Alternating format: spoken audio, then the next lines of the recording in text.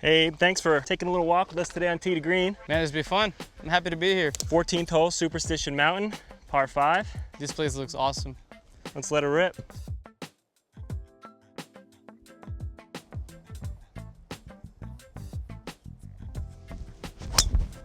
It's a good shot.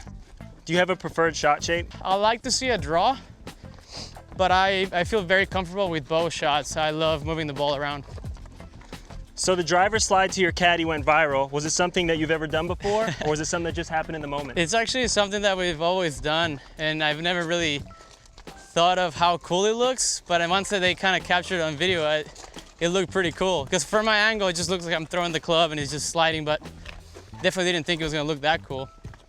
How'd you meet your caddy, Dale? He's been kind of a legend out on tour.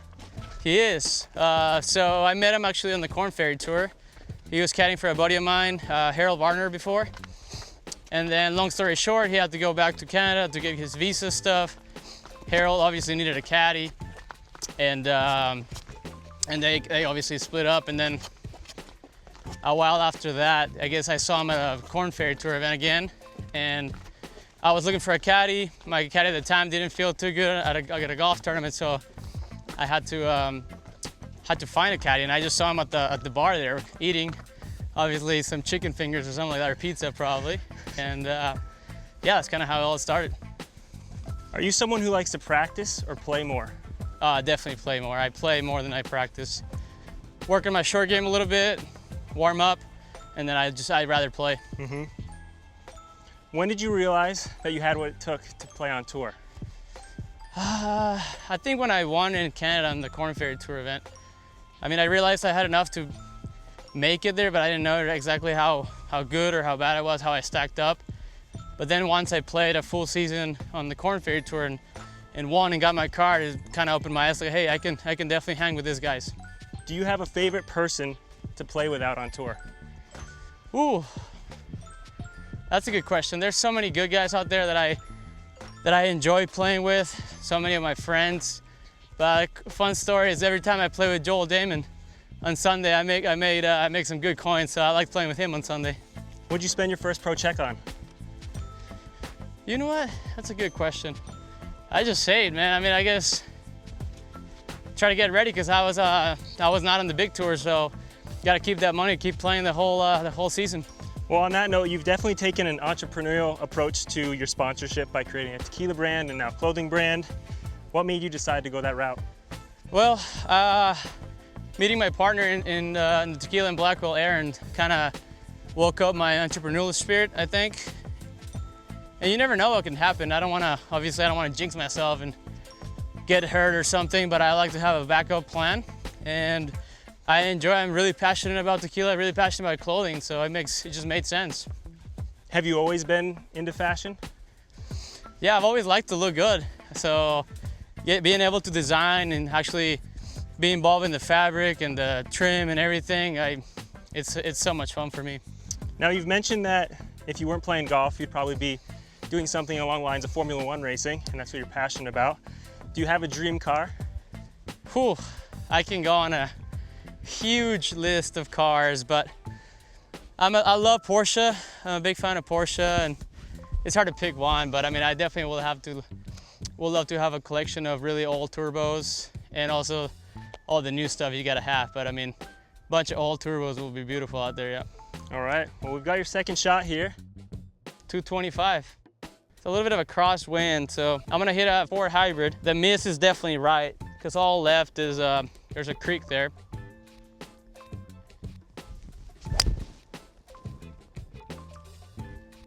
Not a bad spot. Not a bad spot. No, I like it. Not the best, but it's definitely somewhere that you can definitely get up and down for birdie. So would you consider yourself more of a technical player or more of a kind of feel player? Definitely not a technical player. Okay. I consider myself way more of a just feel. Mm-hmm. I don't like to get too crazy about my swing. I've never had a swing coach, so it's always been getting out there and just figuring it out, not really thinking about where my position of the club is or anything like that. So a lot of what you've done in the game has just come from a lot of reps growing up and, you know, beating balls on the range and getting out and playing? Yeah, I mean, mainly just playing. I got a good grasp of how drawing the ball and fading it and hitting low and high And I feel like just playing and learning that swing over and over and again, and just situations that require different shots. I don't want to feel too robotic out there. And so that's just kind of how my whole thinking about golf has been. What's the best golf tip you've ever received, and from who? The best golf tip. Ooh, I might have to get back with you with that one. I gotta think, because there's so many good ones. And you don't want to give just a cliche one. Right, you know? yeah, something that stuck out. We can come back to that. You have a substantial putter collection.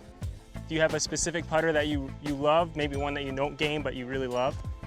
There's plenty. My friends at Toulon and Odyssey have given me some really cool putters. Also Scotty Cameron. And I don't have a deal with anything. I just play what I like, which is awesome. Right now I'm just rocking a old school Odyssey that Joe fixed up to me, and it's worked great. But there's some really cool ones that I have some that are engraved with like Flecha Azul logo and a lot of cool stuff that you probably can't find. I have a putter that is the actual phase, the whole phase is Damascus, which you can't really, I mean, you can find some, but they're really tough to find. So yeah, I mean, I'll just have to show you. There's so many. I like that.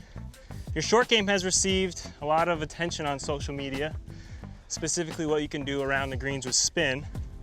Is that something you've taught yourself over time just through reps? Yeah, I mean, it's not something that I just been grinding on. It's just something that I always enjoy. When I was a little kid, I mean, I was 6, 7 years old, and I guess baladas were still around.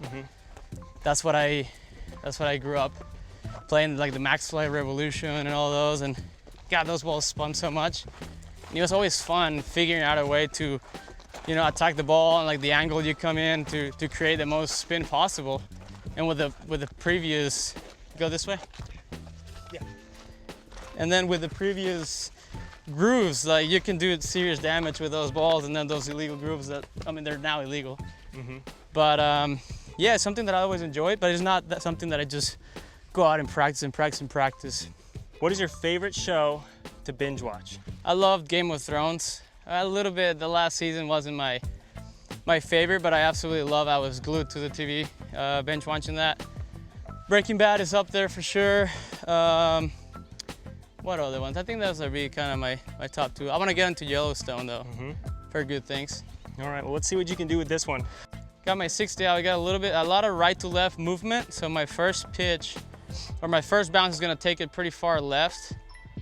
Don't know how really the greens are. If they're fast, they look a little soft, but we'll try to get into the ground quickly and just let it release like a putt there.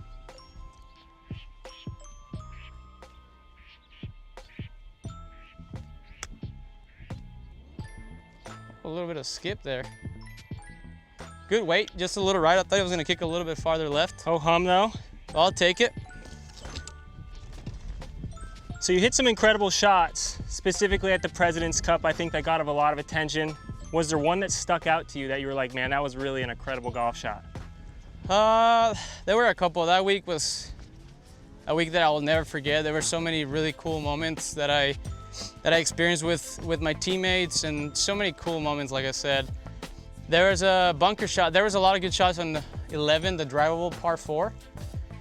There was a bunker shot that I hit with my partner was Leishman at the time, and I had to hit it way past it to a hill and just bring it back and just fall in. That's why I love that type of golf so much, because you get to your ball and you have like 3 or 4 different options of shots that you can play, which I absolutely love that.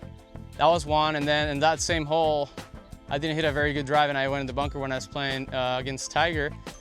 And I had this like 60-yard bunker shot or 50-yard bunker shot. Goes down, and then the green's elevated. Those greens are super fast and firm. Downwind, pin was frontish, left.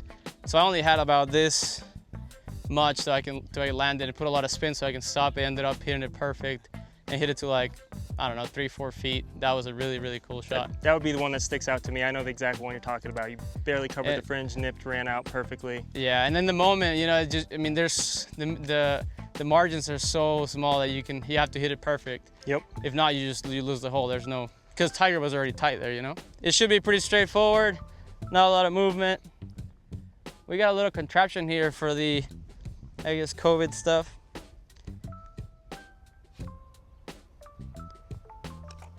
There you go. Easy game. Well, I appreciate you taking the time to Thank you. play tee to green with us. I Wish you the enjoyed it. best of luck this season. Thanks so much, man. Appreciate it.